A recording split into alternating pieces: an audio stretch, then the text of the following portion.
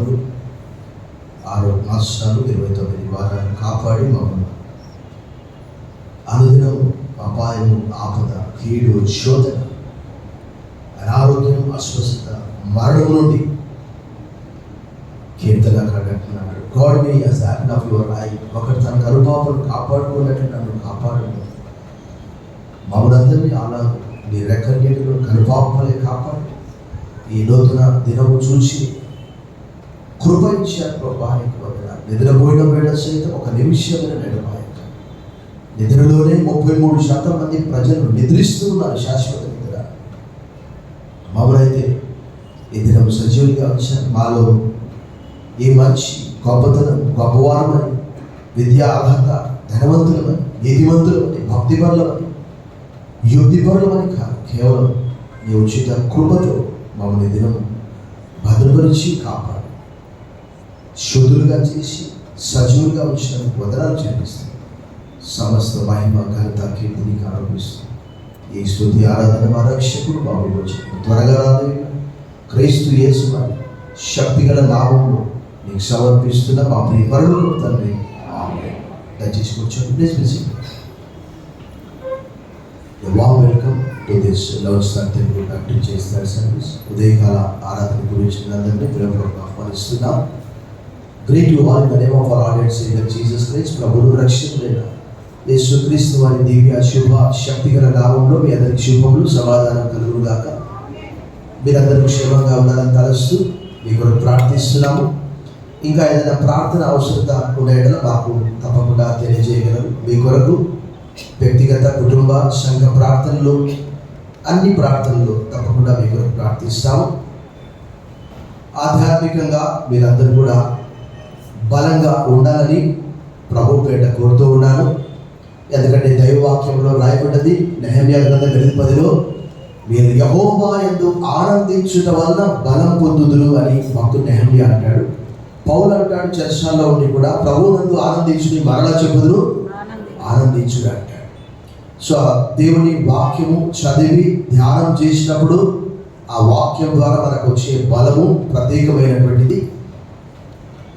ఈ దినం మనం మలాకీ గ్రంథం 3వ అధ్యాయం 6వ వచనము ఒకసారి మనం చదువుకొని వాక్య ధ్యానం చేద్దాం. We have read the scripture, the book of Malachi chapter 3 verses 1 to 6, but I don't want to read all those, but only verse 6 will read as unison. అందరం కలిసి చదివి ఒక పాట పాడదాం. 3వ అధ్యాయము 6వ వచనం అందరం ఒకేసారి చూద్దాం. యెహోవానైన నేను మార్పు లేని వాడిని కనుక యాకోబు సంతతి వారైన మీరు, for I the Lord do not change, so the sons of Jacob do not consume అని ఆంగ్లంలో రాయబడింది. మరి దేవుని యొక్క గుణగణాలను కలిగి ఉన్నటువంటి ఒక పాట. ఆయన పరిశుద్ధతలో మార్పు లేదు, ఆయన ప్రేమలో మార్పు లేదు, ఆయన శక్తిలో మార్పు లేదు. బైబిల్ అంతట్లో కూడా సో కొన్ని చరణాలు, యెహోవాను గానము చేసేదము ఏకముగా, దాంట్లో యుద్ధశూరుడు యెహోవా, తర్వాత వెల్పులలో నీ శ్రముడెవడు, 2 చరణాలు మాత్రమే పాడు.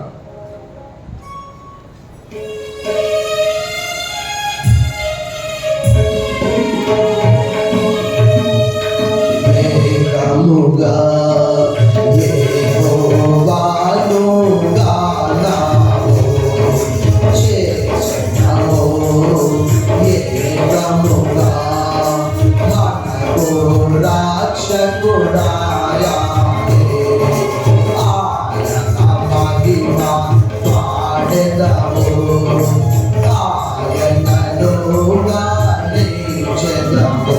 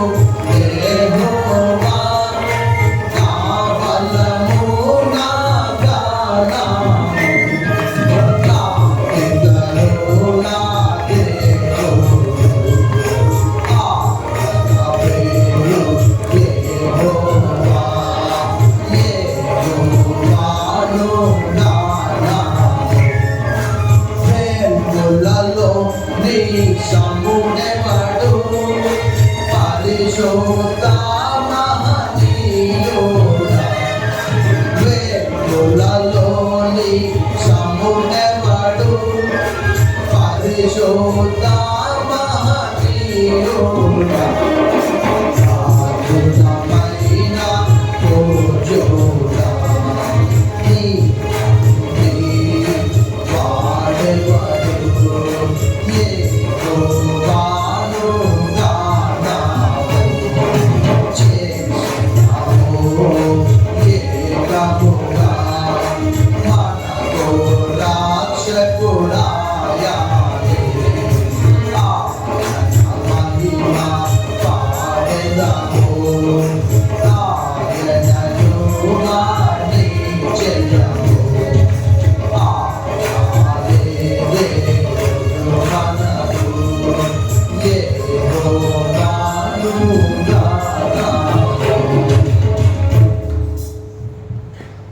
This is the last book of the Old Testament and the prophet Malachi writes all these things. ఈ చివరి పుస్తకం బహుశా మీరు చాలా బిజీ ప్రపంచంలో ఉన్నారేమో నాకైతే తెలియదు. బట్ ప్రతి పుస్తకము కూడా మనము చదవాలి. ఎందుకంటే యేసుక్రీస్తును గూర్చిన ప్రవచనాలు మలాకీ గ్రంథంలో కూడా ఇప్పుడు మనం చదువుకున్నటువంటి దాంట్లో కూడా ఉన్నది. కానీ I'm not going to explain all those things. మనకున్న సమయాన్ని బట్టి వాస్తవంగా చెప్తున్నాను. గత దినాల్లో రోమీయులకు రాసిన పత్రిక 1వ అధ్యాయంలో 1వ వచనం నుండి 7 వచనాల్లో దాదాపు ఒక్కొక్క మాట ఒక వారం చెప్పారు. సో బైబిల్ అంత ప్రత్యేకమైనటువంటి ప్రపంచంలో ఎన్ని పుస్తకాలు లేవో ఆ పుస్తకాలన్నీ బైబిల్ని గురించే రాయబడ్డాయి. కొంతమంది నేను గమనించాను ఏంటంటే, మరి చాలా విచారకరం ఏంటంటే, కొన్ని లోక సంబంధమైన పుస్తకాలు చందమామ కథలు అవన్నీ తెచ్చుకొని చదువుతూ ఉంటారు. ఎంత విచారకరం కదా క్రైస్తవ జీవితంలో. లాట్ ఆఫ్ స్టోరీస్ అంటే ఇందులో ఇశ్రాయేలీల కథ, మనం నూతన ఇశ్రాయేలీలం, క్రీస్తు యొక్క వాగ్దానాలు. ఇక్కడ 3వ అధ్యాయంలో ఆ 1వ వచనంలో తర్వాత 2వ వచనంలో ఎవరి గురించి రాయబడ్డది? క్రీస్తు గురించే రాయబడ్డది. ఆయనను పరిశుద్ధాత్మ దేవుడు దేనికి పోల్చాడు? చాకలి వారిని సబ్బుకు పోల్చాడు. బట్టలు మురికి అయితే ఏం చేస్తాం? ఒకవేళ మీరు అనుకోవచ్చు ఇప్పుడు సర్ఫ్ వచ్చింది, రకరకాల లిక్విడ్ వచ్చిందని. ఏదైనా దేనికి వాడతాం? శుభ్రం చేయడానికి, లేక మరగలు. సో ఆయన కూడా ఆయన వచ్చి ఏం చేస్తాడంటే, అక్కడ రాయబడింది వచ్చినట్టు అక్కడ ఇంకా చాలా కూడా రాయబడ్డది. 2వ వచనం, అయితే ఆయన వచ్చు దినమును ఎవరు సహింపగలరు? ఆయన అగుపడగా ఎవరు ఓర్వగలరు? ఆయన కంసాలి, నువ్వు బంగారు తీసుకుపోయి కంసాలి వారికి ఇస్తే గోల్డ్ స్మిత్ ఏం చేస్తాడు? ఇమీడియట్గా అది బంగారా కాదా అని పరీక్షించడానికి మొట్టమొదటిగా చేసే పరీక్ష ఏంటి? అగ్నిలో వేస్తాడు. కలర్ మారిపోయి నల్లగా అయిపోయింది అనుకో, అది బంగారం అయిందా? ఇనుము అయింది, ఇనుముకి కోటింగ్ అయింది. కాబట్టి క్రీస్తు గురించి అక్కడ రాస్తున్నాడు. ఆయన ఇంకా ఎలాంటి వాడట? చాకలి వాణి ఉతికేస్తాడు. మరి అంటారు కదా, ఉతికి ఆడేస్తా అంటారు చూడు. కాబట్టి ఇక్కడ వాస్తవంగా వారు సోషల్గా, సామాజికంగా, ఆధ్యాత్మికంగా బాగా పడిపోయారు. నేను చెప్తూ ఉంటాను ఏంటి అంటే, సపోజ్ ఒక వ్యక్తి వాకింగ్కి వెళ్ళాడు అనుకో, వాకింగ్లో ఒక అమ్మాయి పరిచయం అయింది. 30 సంవత్సరాలు పెళ్లి చేసుకున్నటువంటి భార్య విడిచిపెట్టి వాకింగ్లో 2 రోజుల్లో పరిచయం అయినటువంటి అమ్మాయిని పెళ్లి చేసుకుంటున్నారు. ఇక్కడ వాళ్ళ పరిస్థితి అదే అలాగే ఉంది. ఆ 2వ అధ్యాయంలో అంతా కూడా దేవుడు బాధపడతా ఉన్నాడు.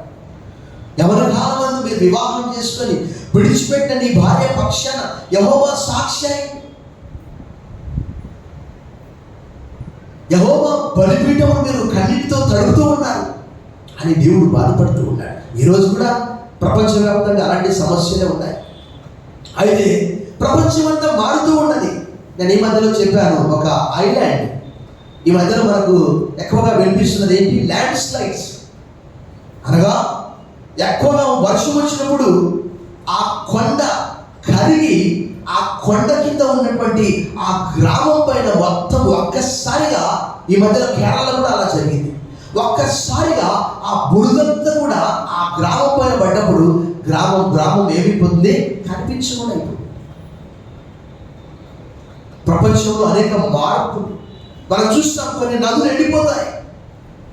మనము బైబిల్ గ్రంథ ప్రకారము కొన్ని నదులు ఎండిపోయినట్లు కూడా రాయబడి ఉన్నాయి. ప్రపంచంలో నెరవేర్పదు. దేవుడు అంటున్నాడు అన్ని మారవచ్చు, ఆరోగ్యం మారవచ్చు, ఆర్థిక పరిస్థితులు మారవచ్చు, ప్రపంచ పరిస్థితులు మారవచ్చు. కానీ దేవుడు అంటున్నాడు మరలా ఒకసారి 3వ అధ్యాయం 6వ వచనం మనం చూసాం. యెహోవానైన నేను మార్పు లేని వాడని కనుక యాకోబు సంతతి వాడని మీరు. ఎందుకు దేవుడు అలా అన్నాడు తెలుసా? వారు చేసిన దానికి వాస్తవంగా వారిని దేవుడు ఏం చేయాలి? పూర్తిగా నిర్మూలన చేయాలి. అందుకే ఆంగ్లంలో ఆ మాట చాలా చక్కగా రాయబడింది. For I the lord do not change, therefore you o children of Jacob or sons of Jacob are not consumed. మీరు లయం కాలేదు. కారణం ఏంటంటే ఇందాక మనం చూసాం, ఆయన ప్రేమ, ఆయన దయ, ఆయన వాత్సల్యత, ఆయన కనికరము, ఆయన క్షమాపణ, ఆయన శక్తి, ఏది కూడా ఆయన వాగ్దానాలు. అందుకే మన నూతన నిబంధన గ్రంథంలో ఒక మాట చూస్తాం. ఏంటది? Jesus Christ is the same yesterday, today and for ever the same. యేసుక్రీస్తు నిన్న నేడు నిరంతరము ఏకరీతిగా ఉన్నాడు అని హెబ్రీ పత్రిక 13వ అధ్యాయం 8వ వచనంలో రాయబడ్డది. దేవుడు మనందరినీ కూడా 206 దినాలు కాపాడాడంటే, 6 మాసాలు 29 వారాలు కాపాడాడంటే అది మన మంచితనం కాదు, గొప్పతనం కాదు, భక్తి పరులమని, యుక్తి పరులమని, శక్తి పరులమని కాదు. దేవుడు మనందరినీ కూడా కాపాడినందుకు బిగ్గరగా చప్పట్లు కొట్టి ప్రభువును మహిమపరచాలి. బిగ్గరగా ఈ మాట మనకు కూడా వర్తిస్తుంది. యెహోవానైన నేను మార్పు లేని వాడని కనుక ఆ రోజు యాకోబు సంతతి అన్నాడు. ఈరోజు మనందరం కూడా యోహాను సువార్త 1వ అధ్యాయం 12వ వచనం ప్రకారం తను ఎందరు అంగీకరించును వారందరికీ, అనగా తన నామమునందు విశ్వాసం ఉంచిన వారికి దేవుడు ఏమి ఇచ్చాడట? దేవుని పిల్లలయ్యే అధికారం ఇచ్చాడట. ఆ రోజు యాకోబుకు మాత్రమే కాదు, ఈరోజు మనందరూ కూడా అట్టి అధికారం ఇచ్చాడు, దేవుని పిల్లలయ్యే అధికారం. బిగ్గరగా చప్పట్లు కొట్టి ప్రభువును మహిమపరచండి. బిగ్గరగా. మొట్టమొదటిగా మనము చూస్తే God does not change in character.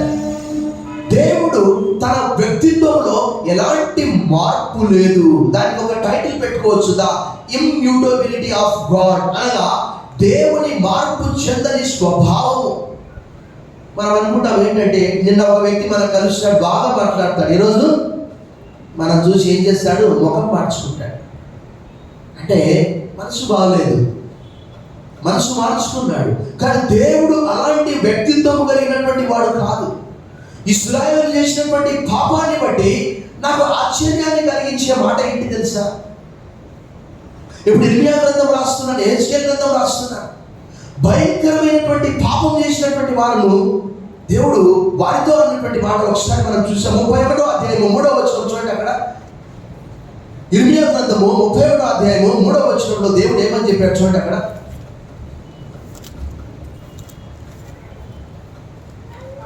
చాలా కాలం క్రిందట యెహోవా నాకు ప్రత్యక్షమై ఇట్లనెను, శాశ్వతమైన ప్రేమతో నేను నిన్ను ప్రేమించున్నాను కనుక విడువకని ఎడల. అంతకంటే ముందు మనం జాగ్రత్తగా చదివితే వారు దేవుని మర్చిపోయారు, దేవుని ఎదురు దేవుడు రామ్లాగా రామంటున్నారు. 2:32లో దేవుడు అన్నాడు, కన్యక తన ఆభరణములను మనుషున, పెళ్లి కుమార్తె తన వడ్డాణమును. ఈ ప్రజలు లెక్కలేనన్ని దినాలు 52 వారాల్లో 26 వారాలు నువ్వు మందిరానికి వచ్చినటువంటి సంగతే ఎవరికి తెలియదు. ఆదివారం వచ్చిందంటే హాలిడే, నాట్ హాలిడే. ప్రభు అంటున్నాడు, ఈ ప్రజలు లెక్కలేనన్ని దినాలు మరిచిపోయి ఉన్నారు, మేము యెహోవా యొద్దకు రాములాగా రాము అని అంటున్నారు. అలాంటి వారిని, దేవునికి కోపం పుట్టించినటువంటి వారిని నేను రాస్తూ ఉన్నప్పుడు నాకు, ఎందుకంటే ఆ 30, 29, 28 నుంచి దేవుడు ఒక ఆశ వారికి కనిపిస్తూ ఉన్నాడు. నిరాశ నిస్పృహలకు గురైనటువంటి వారు 70 సంవత్సరాలు చెరలో ఉన్నటువంటి వారికి చూడండి ఒకసారి 29:13 నేను ఎక్కువగా వాడుతూ ఉంటాను. 29:13 చూడండి. నేను మిమ్మల్ని గురించి ఉద్దేశించిన సంగతులు నేను ఎరుగుదును, రాబో కాలమందు మీకు నిరీక్షణ కలుగునట్లుగా అవి సమాధానకరమైన ఉద్దేశములే కానీ హానికరమైనవి కావు. ఇదే దేవుని యొక్క నిబంధనలో, దేవుని యొక్క వ్యక్తిత్వంలో. ఒకసారి మనం 89వ కీర్తనలో దేవుడు అన్నటువంటి మాట ఒకసారి చూసాం. ఆయన ఏం చెబుతున్నాడు చూడండి ఒకసారి. Psalm 89 అద్భుతమైనటువంటి కీర్తన అది. దేవుడు చూడండి 31వ వచనం, వారు నా కట్టడలను అపవిత్రపరిచి నా ఆజ్ఞలను గైకొనని ఎడల నేను వారి తిరుగుబాటులకు దండముతోను వారి దోషములకు దెబ్బలతో వారిని శిక్షించాను. కానీ నా కృపను అతనికి బొత్తిగా అబద్ధికుడనైన విశ్వాసతను నా నిబంధనను నేను రద్దుపరచను. నా పెదవులకుండా బయలు వెళ్ళిన మాట నేను ఆయన వ్యక్తిత్వంలో, ఆయన ప్రేమలో మనం చూస్తున్నాము. ఇశ్రాయేలు ప్రజల్ని ఎంతమంది బాధ పెట్టారో ఇప్పుడు మనం పాడినటువంటి పాటలో కూడా, ఆ పాటలో అక్కడ మనం ఏం చూస్తామంటే 2వ వచనం నేను మళ్ళీ పాడుతున్నాను. ఫరో రథముల సేనలను తన శ్రేష్టాధిపతులను ఎర్ర సముద్రంలోన ఏం చేశాడట? ఉంచేశాడు. ఫరో రథముల సేనలను తన శ్రేష్టాధిపతులను చెప్పండి. ఫరో రథముల సేనలను తన శ్రేష్టాధిపతులను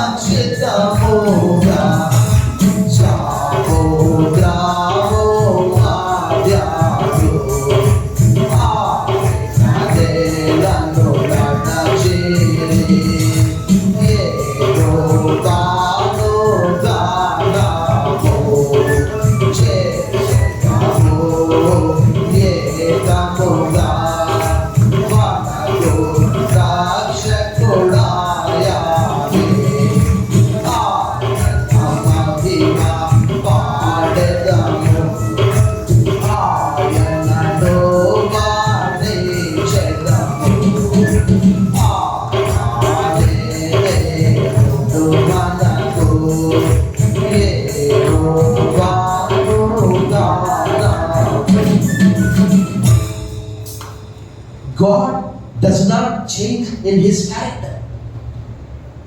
ఆయన వ్యక్తిత్వంలో మార్పు లేదు, ఆయన శక్తిలో మార్పు లేదు.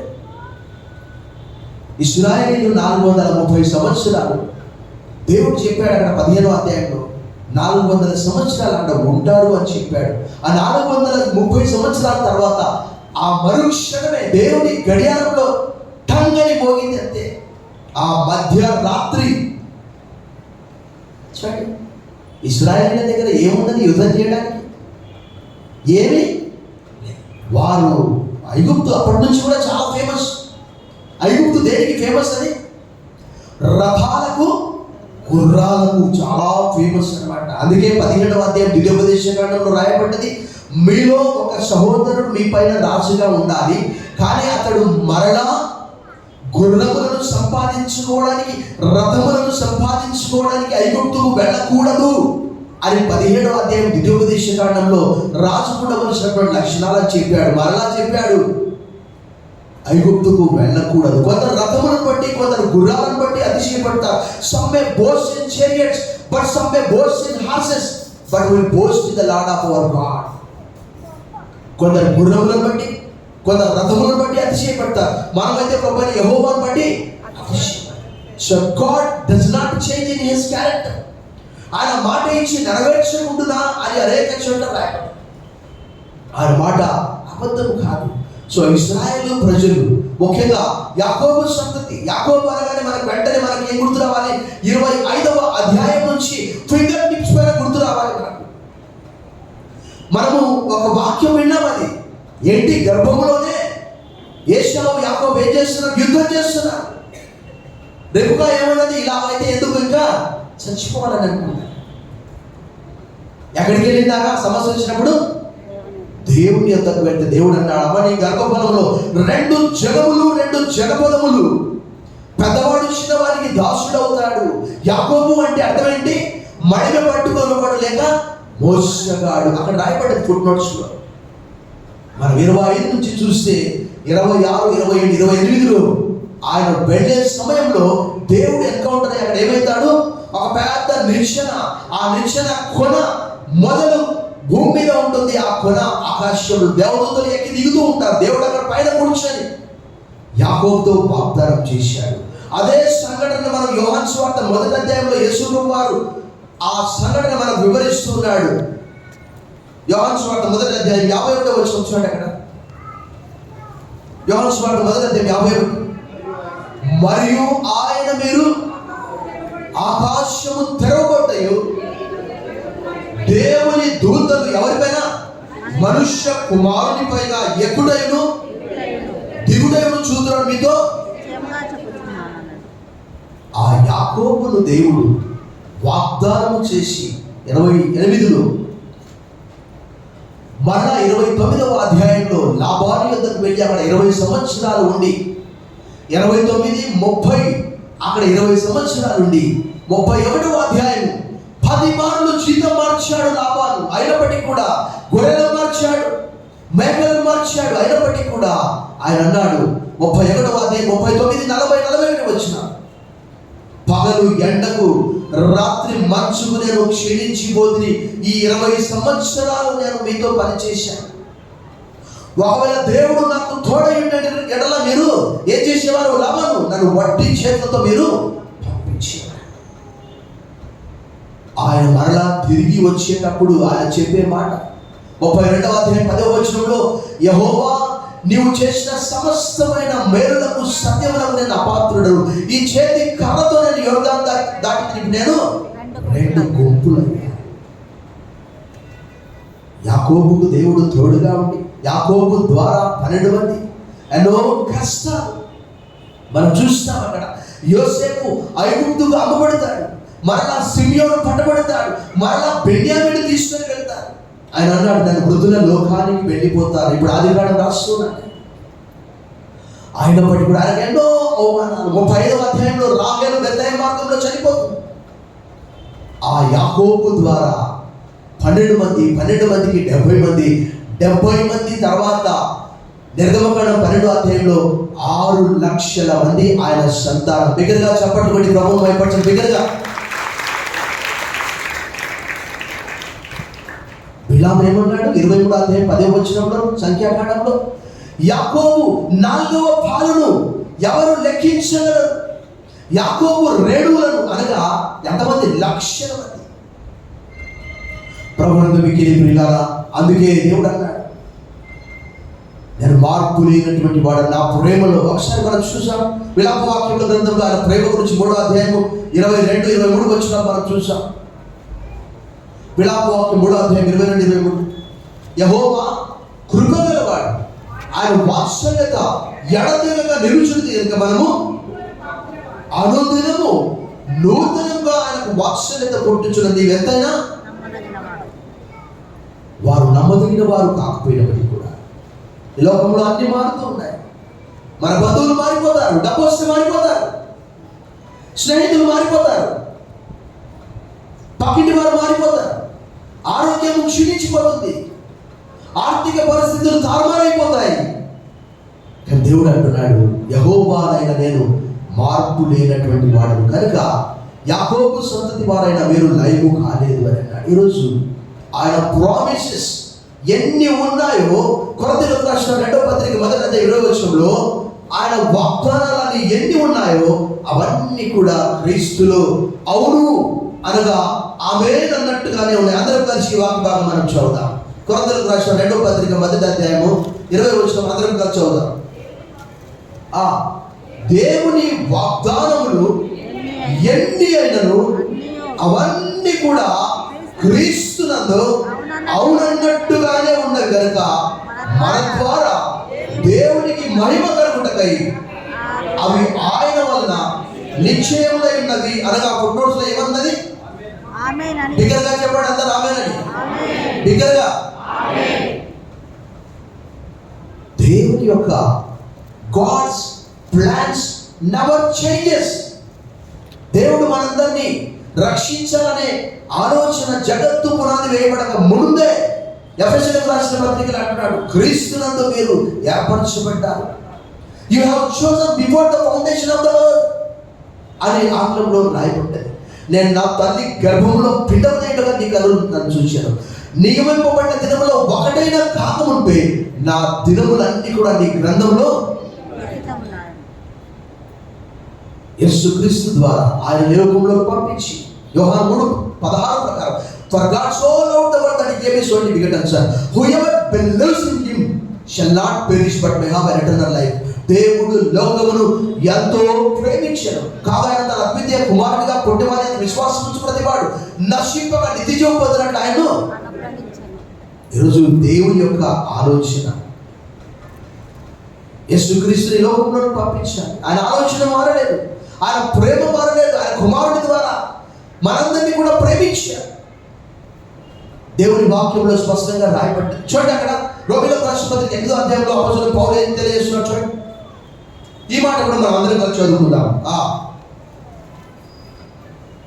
రోమీయులకు రాసిన పత్రిక 8వ అధ్యాయము 30వ వచనం అందరం కలిసి చదువుకుందాం. మరియు ఎవరిని ముందుగా వారిని పిలిచెను, ఎవరిని పిలిచెనో వారిని నీతిమంతులుగా తీర్చెను, ఎవరిని నీతిమంతులుగా తీర్చెనో వారిని బిగ్గరగా చప్పడబడి ప్రభువు భయపరచు. అటు ఇశ్రాయేలును మాత్రమే కాదు, మనందరినీ కూడా ఆయన కుమారులుగా ఆయన కుమార్తెలుగా అంగీకరించి ఈరోజు నీ ఆర్థిక పరిస్థితులు మారిపోవచ్చు, నీ ఆరోగ్య పరిస్థితులు మారిపోవచ్చు, నీ చుట్టుపక్కల వారు మారిపోవచ్చు, నీ తల్లిదండ్రులు మారిపోవచ్చు. కీర్తనకారుడు అంటున్నాడు, my father and mother May forsake me. Psalm 27:10 tells us, నా తల్లిదండ్రులను విడిచిన యెహోవా నన్ను. ప్రపంచ పరిస్థితులన్నీ మనం చూస్తున్నాం. అస్సాంలో వచ్చినటువంటి వరదలను బట్టి అక్కడ 9 లక్షల మంది ఇప్పటికీ నీళ్లలోనే ఉన్నారు, బిక్కుమంటుకుంటారు. బహుశా వారి వస్తువులన్నీ కూడా పాడు కావచ్చు, బహుశా వారి పంట పొలాలన్నీ కూడా నీట మునిగిపోవచ్చు, లక్షల ఎకరాలు, బహుశా వారంతా నష్టపోవచ్చు. బట్ దేవుడు అంటున్నాడు, ప్రపంచ పరిస్థితులు మారిపోయినప్పటికీ కూడా ఒకానొక సందర్భంలో WTC అనగా వరల్డ్ ట్రేడ్ సెంటర్ 110 అంతస్తులు ఏమైంది, అక్కడ కూలిపోయింది. అప్పుడు అక్కడ ఆ దేశ అధ్యక్షుడు దైవ గ్రంథము చేతులు పట్టుకొని ఆయన ఏమన్నాడు తెలుసా, దేవుడు మనకు ఆశ్రయమును దుర్గమై ఉన్నాడు కాబట్టి ఆపత్కాలంలో ఆయన నమ్ముకొనదగిన సహాయకుడు కాబట్టి భూమి మార్పు చెందినను నడి సముద్రమున పర్వతమును మురిగిన మనము భయపడమని చెప్పాడు. బిగ్గరగా చప్పట్లు కొట్టి ప్రభువు భయపరిచాడు. బిగ్గరగా.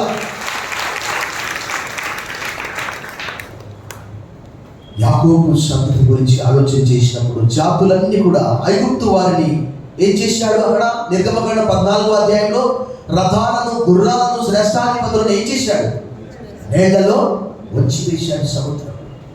Wear are Assyrians, where are Babylonians, వారందరే. ఈరోజు ప్రపంచాన్ని గడగడలాడించినటువంటి దేశాలన్నింటినీ కూడా దేవుడు ఏం చేశాడు, మట్టి కుప్పలుగా మార్చేశాడు, మట్టి దిబ్బలుగా మార్చేశాడు. నెబుకద్నెజర్ ఎంత గర్వపడ్డాడు, ఆకాశం అంత ఎత్తుకు. ఆ రోజుల్లో అన్నిటినీ కూడా దేవుడే అధికారంగా ఇచ్చాడు, అప్పగించాడు. 4వ అధ్యాయంలో రాయబడ్డాడు. ఆ నెబుకద్నెజర్ గర్వించాడు. 4:30 ఏమని రాయబడింది అక్కడ?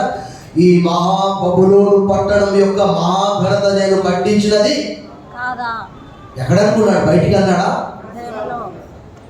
మనసులో అనుకున్నాడు. 139వ కీర్తనలో కీర్తనగాడు ఏమంటాడు? యెహోవా మాట నా నాలుకకు రాకముంపే అది నేను పూర్తిగా నేను కూర్చుండుట, నేను పడుకోనుట నీకంతా తెలుసు. Where could I flee from your spirit? If I ascend to heaven, you are there. If I make my bed in Sheol, you are there. నేను ఎక్కడికి పోయినప్పుడు నువ్వు అక్కడే ఉన్నావు. ఆ మాట వెంటనే ఎవరికి తెలిసిపోయింది? దేవునికి తెలిసిపోయింది. వెంటనే పరలోకం నుంచి ఒక స్వరం వచ్చింది. ఏమని? నెబుకద్నెజరు, నీ రాజ్యాన్ని నేను పొరుగువానికి ఇచ్చేసాను, నీవు అడవిలో గడ్డి మేస్తావు. ఎంత 7 కాలాలట. సో అటు అష్షూరుని కూడా, అటు బబులోను, అటు ఐగుప్తీయులను, అటు ఫిలిస్తీన్లు ఈరోజు కనుమరుగైపోయారు. కారణం ఏంటి అని అంటే దేవుడు వారిని ఏర్పరుచుకోలేదు. ఒకసారి చూడండి, మలాకి గ్రంథం 1వ అధ్యాయంలో దేవుడు అంటున్నాడు, ఎలా ప్రేమించావు అని ఒకవేళ వారు ప్రశ్న వేస్తున్నారు. మలాకి గ్రంథం 3వ అధ్యాయంలో ఈ మాట రాయబడి, ఆ మాట మనం చదువుతున్నాం. మలాకి గ్రంథము 1వ అధ్యాయము దేవుడు అంటున్నాడు, 2వ వచనం, 1వ అధ్యాయం, యెహోవా సెలవిచ్చినదేమనగా, నేను మీ ఎడల ప్రేమ చూపి ఉన్నాను, అయితే మీరు ఏ విషయమందు నీ మా ఎడల ప్రేమ చూపితి వద్దు. ఏశావు యాకోబునకు, అయితే నేను యాకోబును ఇదే. ఈరోజు ఏశావు సంతతి కూడా లేదు. ఎదోమైట్స్ అంటారు ఆంగ్లంలో. ప్రభునందు మిక్కిలి ప్రియులారా, ప్రపంచ పరిస్థితులు, భారతదేశ పరిస్థితులు, చుట్టుపక్కల పరిస్థితులు, ఆర్థిక అనారోగ్య పరిస్థితులు, బంధువులు, స్నేహితులు, భార్య, భర్త, కుమారుడు, కుమార్తెలు అన్నీ మారవచ్చు. బట్ దేవుడి యొక్క ప్రేమ మారలేదు. కాబట్టి మనమందరం కూడా లయం కాకుండా ఉన్నాం. అనుదినము ఆయన మన పట్ల ఒక నూతనమైనటువంటి ప్రేమతో, నూతనమైనటువంటి వాత్సల్యంతో, భార్య భర్తలు వివాహం చేసుకున్న తర్వాత స్లోగా మనందరికీ తెలిసి పాట పడతారు కదా, భార్య భర్తల ప్రేమ పువ్వు అనే వికసించింది. తర్వాత పువ్వు ఏమైపోతుంది? గడ్డి ఎండిపోవును, పువ్వు వాడిపోవు. మన దేవుని వాక్యం నిత్యము ప్రభు అన్నాడు, ఆకాశం భూమి గతించినప్పటి నా మాటలు ఎన్నటికీ కూడా heaven and earth May pass away but my words will never pass అవే. పరిస్థితులు మారినప్పటికీ కూడా చివరిగా మలాకి గ్రంథం 3వ అధ్యాయము 7వ వచనం చదువుకొని మనం ముగించుకుందాం. మీ పితరుల నాట నుండి మీరు నా కట్టడలను కైకొనక వాటిని త్రోసివేసింది, అయితే మీరు నా తట్టు తిరిగి ఎడల నేను మీ తట్టు తిరుగుదునని సైన్యములకు అధిపతి యెహోవా turn and return to me. ఆయన మారని, మార్పు చెందినటువంటి దేవుడు, ఆయన ప్రేమగల దేవుడు. యెహోవా దయాదాక్షిణ్యపూర్ణుడు, కృపగలవాడు. 103వ కీర్తన 8వ వచనం కూడా పడమటికి తూర్పు ఎంత దూరమో మన అతిక్రమణ అంత దూరపరిచాడు. తండ్రి తన కుమారుల జాలిపడినట్టు యెహోవా తన యందు భయభక్తులు గల వారి జాలిపడ్డని మాట్లాడారు. ఈ ఉదయకాలం యేసుక్రీస్తు ద్వారా ఆయన మనందరినీ ప్రేమిస్తున్న నూతన మన ప్రేమతో తల వచ్చి మనం ప్రార్థన చేశాం. సర్వశక్తి గల దేవా, ఉదయకాలం ఆయన పరిస్థితులు ఎలా ఉన్నప్పటికీ యెహోవానైన నేను మార్పు చెందనటువంటి వాడిని కనుక యాకోబు సంతతి వారిని మీరు లయము కానీ జాతులన్నీ నశించిపోయాయి. ఈరోజు మమ్మల్ని జ్ఞాపకం చేసుకున్నారు. ప్రభానికి వందనాలు. నీ ప్రియ కుమారుని ద్వారా మమ్మల్ని ప్రేమించి ఏర్పరిచి రాజులైనటువంటి యాజక సమూహంగా దేవుని సొంతైన ప్రజలుగా మమ్మల్ని సిద్ధపరిచారు. ఇటు ఆధిక్యత ఇవన్నీ కూడా క్రీస్తు ద్వారా మాకు కలుగుతున్నాయి. ప్రభానికి వందనాలు. నీ ప్రేమ, నీ క్షమాపణ యేసు క్రీస్తులో. ఇప్పుడు క్రీస్తు యేసునందున్న వారికి ఏ శిక్షా విధి లేదు. పాప క్షమాపణను అనుగ్రహించి ఆయన రక్తము చేత మమ్మల్ని నీతిమంతులుగా, పరిశుద్ధులుగా తీర్చి ఈ దినం మాకు ఇచ్చినటువంటి ఈ ఆధిక్యతలన్నిటి కొరకు వదనములు చెల్లిస్తూ యేసు నామములో ప్రార్థిస్తున్నాం తండ్రి.